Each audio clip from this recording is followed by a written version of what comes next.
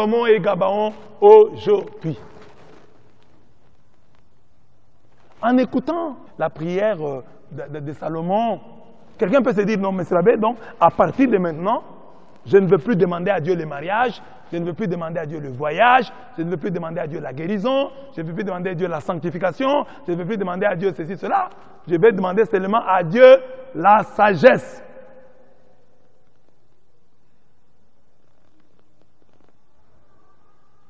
Quelqu'un peut comprendre comme ça. Si quelqu'un fait ça, il a mal compris la lecture d'aujourd'hui. La lecture d'aujourd'hui, la première lecture, ne vient pas démonétiser toutes les autres prières que nous avons déjà faites ou que nous aurons à faire.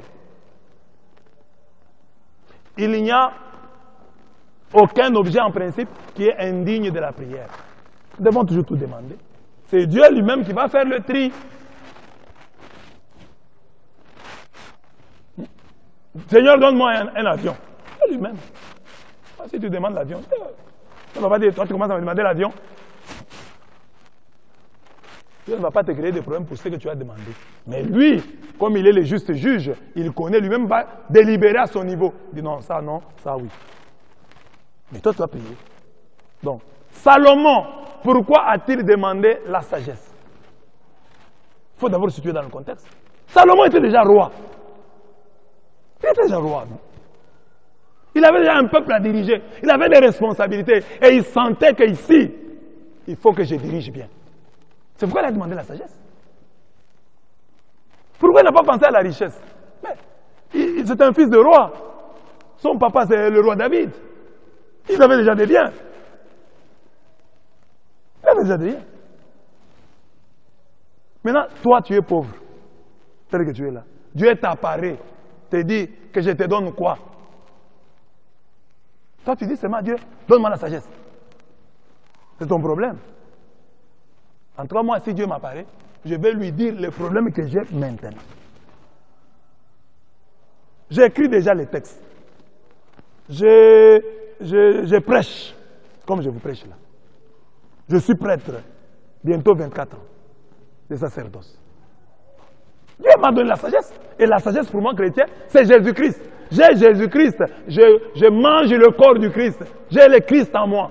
Christ en moi, espérance de la gloire. 1 Corinthiens 1, 24. Christ, puissance de Dieu. Christ, sagesse de Dieu. Je l'ai en moi. Moi, comme chrétien aujourd'hui, quand Dieu m'apparaît, je vais lui parler. Blaise, que veux-tu que je fasse pour toi? Si je pense la nation, je dis, Seigneur, que la guerre prenne fin dans mon pays. C'est plus direct. Plutôt que, Seigneur, donne la sagesse à nos dirigeants politiques. Non, non, non. Que la guerre, le temps que les dirigeants politiques puissent avoir la sagesse, puissent commencer à juger, les gens vont mourir. Seigneur, mets fin à la guerre. Mets fin à la guerre dans mon pays. Salomon, n'oublie pas, lui était déjà roi. C'est pourquoi il dit, donne-moi la sagesse, pour que je puisse bien diriger le royaume que tu m'as donné. À celui qui a, on donnera. C'est la question que je pose souvent aux chrétiens. On met Dieu ici. On met l'argent ici. Toi, tu es pauvre. On met Dieu. On met l'argent. Tu choisis qui? Dieu et l'argent. Tu choisis qui? J'ai choisi Dieu. Ça, c'est une autre question. Deuxième question. On met ici une Bible de 5 $. Et on te met ici 10 000 $. Tu choisis quoi? Un chrétien me répond, je prends la Bible. Tu n'es pas intelligent. Prends 10 000 $. Tu vas acheter beaucoup de Bibles. Et tu vas même distribuer aux gens. Quand on dit Dieu et l'argent, choisis Dieu. Quand on dit la Bible et l'argent, choisis l'argent. Prends l'argent, 10 000 $ là, tu vas payer beaucoup de Bibles. Hein? Tu vas payer même une grande Bible là. Parce que c'est la Bible de 5 $. Tu vas payer une Bible de 50 $, une Bible de 100 $. Et puis tu vas payer d'autres Bibles, tu vas donner aux gens. qui aura rendu service à l'humanité. Et puis non seulement tu vas payer la Bible, tu peux aider ta maman. C'est mauvais. Aider sa maman, c'est mauvais. Si on met chapelet ici, Bible, et chapelet ici et argent, tu prends quoi? Prends l'argent. Tu vas payer chapelet. Mais si on dit, on a mis Dieu ici, on a mis l'argent, là tu choisis Dieu. Parce que c'est Dieu qui va te donner l'argent. Dieu est la source de l'argent. Dieu est la source de la richesse. Mais la Bible, tu peux trouver une autre. Tu peux acheter une autre. C'est un livre. Dieu est plus grand que la Bible. Il y a des chrétiens là qui sont hypocrites, qui vont dire non, voilà, moi je vais prendre la Bible. Parce que la Bible c'est la parole de Dieu. Ça c'est de l'hypocrisie. Mais quand on met Dieu là, ça c'est une belle question différente. Dieu et l'argent, j'ai choisi Dieu. La Bible et l'argent, je prends d'abord l'argent. Avec l'argent, je vais payer la Bible. Et je vais payer beaucoup de Bibles et je vais donner à mes frères. Je vais aussi aider ma mère. Je vais construire une maison pour ma mère. Je vais aider les pauvres. Je vais donner à mon père. C'est mauvais. Je vais aider mes frères. Nous souffrons chez nous. Ah, je vais d'abord aider. C'est ça la sagesse. Donc, dans certains contextes, demander la sagesse, ça devient un manque de sagesse. Nous voyons dans la Bible, il y a beaucoup de gens que Jésus a rencontrés. Regardons dans l'Ancien Testament. Nous avons des cas. Donc, j'ai dit, la prière de Salomon à Gabaon, c'est une prière, une belle prière parmi tant d'autres. Par exemple, les gens qui ont demandé à Jésus, apprends-nous à prier. C'est une belle prière. Apprends-nous à prier. C'est une belle prière. Jésus a apprécié cela. Augmente à nous la foi. C'est une bonne prière. Seigneur, augmente à nous la foi. Ils n'ont pas seulement demandé la sagesse, ils ont demandé augmente en nous la foi. C'est aussi une belle prière. Il ne faut pas dire la prière c'est seulement la sagesse. Non.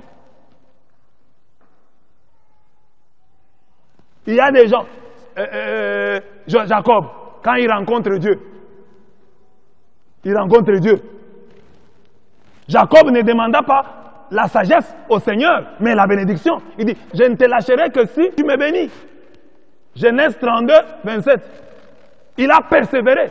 Il avait besoin de la bénédiction. Il avait volé la bénédiction de son frère. Et il demandait à Dieu de le bénir, de dire du bien de lui.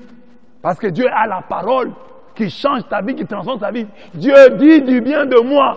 Parce que mon frère est en train de me maudire. Il croit que j'ai volé sa bénédiction. Il est convaincu, il me maudit. Avec raison. Parce que j'ai usé des ruses. Mais toi, prononce la bonne parole qui va contrecarrer sa réclamation. Il a demandé la bénédiction. Il a demandé la bénédiction à Dieu. Il n'a pas demandé la sagesse. Jacob, c'est de là que vient Israël. Il a demandé la bénédiction. Anne, la future mère de Samuel, elle était au temple. Elle a aussi prié. Dieu l'a exaucé. Elle avait demandé quoi? Un enfant. Elle n'a pas demandé la sagesse. Elle avait des problèmes de stérilité. Elle a dit, Seigneur, donne-moi un enfant. Donne-moi un enfant. J'ai besoin d'un enfant. 1 Samuel 1, 26 à 28. Jaébet, qui est né dans la pauvreté, qui n'a fait que souffrir, il est né dans la souffrance. Quand il a fait sa prière, qu'est-ce qu'il a dit à Dieu? Si vraiment tu me bénis, tu accroîtras mon territoire, ta main sera avec moi, tu feras s'éloigner le malheur et ma détresse prendra fin. La Bible dit, et l'Éternel lui accorda ce qu'il avait demandé. Il avait demandé quoi? D'être béni. Vraiment. Bénis-moi vraiment. Étends mes limites. Que ta main soit sur moi. Éloigne les malheurs de ma vie. Et Yahweh, et l'Éternel lui accorda ce qu'il avait demandé. 1 Chronique 4, 10. Jaébet n'a pas demandé la sagesse. Il a demandé à Dieu de le sortir de sa galère, de le sortir de sa misère. Au noces de Cana, notre maman, la très sainte Vierge Marie, elle a vu le couple qui était là. Le couple, il n'y avait plus de vin à ce mariage. Marie pouvait se lever et aller voir Jésus. Jésus, ce couple n'a plus de sagesse. Ils n'ont plus de vin. La sagesse, à ce moment-là, était de demander le vin. Ils n'ont plus de vin. On ne donne pas à ce couple, même s'il manque de vin, qu'ils aient la sagesse. Non, ils n'ont plus de vin. Et Jésus a changé l'eau en vin. C'était une bonne prière que Jésus a exaucée. Que Jésus a exaucée. Et là, on voit la foi de notre maman, la très sainte Vierge Marie. Vous voyez la foi là-bas. Elle va vers Jésus. Elle ne dit pas de gros mots. Elle dit seulement, ils n'ont pas de vin. C'était toute sa prière. Si c'était toi, tu dis, Jésus, toi que j'ai mis au monde, si réellement tu es mon fils, Jésus-Christ de Nazareth, si vraiment tu es mon fils, fais quelque chose ici, dans ce... Non. Jésus, si tu es mon fils, Jésus, vraiment... D'autres allaient même pleurer. Alors qu'il n'y a pas le feu. Marie est calme. Elle va là-bas et dit, ils n'ont plus de vin. Et Jésus commence à répondre, femme, qu'y a-t-il entre... Marie ne s'en préoccupe pas. Marie dit au serviteur qui était là, ce qu'il va vous dire, tout ce qu'il vous dira, faites-le. Et le miracle a eu lieu. Dans la prière, il faut un certain détachement. Les gens qui pleurent, qui prient toujours en pleurant, en regrettant, ils ont parfois du mal à être exaucés. Parce que leurs pleurs, c'est souvent un signe de manque de foi. Marie a tellement foi que ce que Jésus dit ne la préoccupe pas. Faites ce qu'il vous dira. Si c'était quelqu'un d'autre, femme, qu'y a-t-il entre toi? Jésus, tu commences à m'appeler femme. Moi, ta maman. Jésus, vraiment. Jésus. Ah, c'est comme ça que tu... Marie n'a pas fait ça. C'est pas préoccupé. Ça aussi, nous pouvons aller chez Dieu, nous demandons. Dieu est en train de... Ne nous préoccupons pas de ses commentaires. Nous disons, nous comportons-nous, attendons-nous à l'épisode suivant. Il ne faut pas rester là-bas. Ça, c'était un épisode déjà passé. Ce qu'il vous dira, faites-le. Il y a une paix qui vous procure ce que vous demandez dans la prière. Et Marie a fait ça. Ils n'ont plus de vin. Jésus a donné le vin, il n'a pas donné la sagesse. Il demande à Bartimée, que veux-tu que je fasse pour toi? Bartimée pouvait dire, donne-moi la sagesse. Comme Salomon dit, non, non, que je rabouni, que je recouvre la vue. Jésus lui dit, va, ta foi t'a sauvé. Et aussitôt, il recouvra la vue et il cheminait à sa suite. Bartimée n'était pas dans le même contexte que le roi Salomon. La bonne prière, c'est celle que chacun de nous, selon son contexte, demande au Seigneur avec foi. Et il lui demande quoi? L'essentiel. Mais la demande de Salomon peut avoir une valeur universelle seulement si et seulement si nous comprenons que la sagesse de Dieu, c'est Jésus-Christ de Nazareth. Si pour toi, sagesse est égale Jésus-Christ de Nazareth, alors chaque fois que Dieu te demande, tu as besoin de quoi? Dis Jésus-Christ. C'est la sagesse de Dieu. Parce que si tu as Jésus-Christ, je l'ai dit au début de l'enseignement, si tu as Jésus-Christ, il va te guérir, il va te sauver, il va te donner, il va terminer ta guerre, il va donner la paix. Jésus-Christ. C'est lui, la perle de grand prix. C'est lui, les trésors cachés dans les champs, pour lesquels on sacrifie tout. C'est ça qu'il faut comprendre. Pour nous les chrétiens, la sagesse de Dieu, 1 Corinthiens 1, 24, je n'ai cessé de répéter ce verset, la sagesse et la puissance de Dieu, c'est Jésus-Christ de Nazareth. Si dans toutes mes prières, je dois demander la sagesse, c'est Jésus-Christ. Jésus-Christ soit avec moi. Ô Père, tu as tant aimé le monde que tu as donné ton Fils unique afin que quiconque croit en lui ne périsse pas et qu'il ait la vie éternelle. Que Jésus-Christ, qui est Emmanuel, Dieu avec moi, marche avec moi à chaque pas. Je ne veux pas faire un seul pas sans Jésus-Christ. Tes prières donc valent la peine. Demande à Dieu selon ton contexte, selon les problèmes que tu as. Ne dis pas non, à partir de maintenant, je vais seulement demander la sagesse. Non. Demande. Présente à Dieu tes problèmes. Dieu t'écoute. Le même qui donne la sagesse, donne aussi la richesse. Le même qui donne la richesse, il donne aussi la sagesse. Et il donne tout le reste des grâces dont tu as besoin. Mais, Jésus rencontre un jour Bartimée. À Bartimée, vraiment, il pose presque la même question qu'il avait posée, mais ici c'est sous forme interrogative. À Salomon, il a dit, demande-moi tout ce que tu voudras. Et ici, donc soyons réalistes. Nos prières que nous faisons ne sont pas mauvaises. Mais Dieu nous demande ici de prioriser. Jésus-Christ, le royaume. Cherchez d'abord le royaume des cieux et tout le reste vous sera donné par surcroît. Ça veut dire quoi pour nous les enfants de Dieu aujourd'hui? En comprenant cette prière de Barnabé, nous comprenons que l'essentiel dans la vie, c'est de trouver le royaume. Que Dieu devienne mon roi, que Jésus règne sur moi. Si Jésus est mon roi, lui qui est la puissance et la sagesse de Dieu, tout le reste, la guérison, la richesse, me sera donné par surcroît. C'est l'exemple que je vous donne toujours. L'exemple de quelqu'un qui paye un billet pour aller en Europe, par exemple. Prenons cet exemple. Aux États-Unis. Tu payes le billet. Du moment que tu as payé le billet, dans le billet est compris ton repas, ta boisson à bord de l'avion. Et quand vous montez à bord de l'avion, on vient vous servir. Mais si vous n'êtes pas, vous n'avez pas le billet, vous êtes au bas de l'avion, vous n'avez pas le billet, vous réclamez à l'hôtesse qui est là, mademoiselle, amenez-moi à manger. Elle ne va pas vous donner. Vous n'avez pas le billet. C'est ça que les chrétiens font aujourd'hui.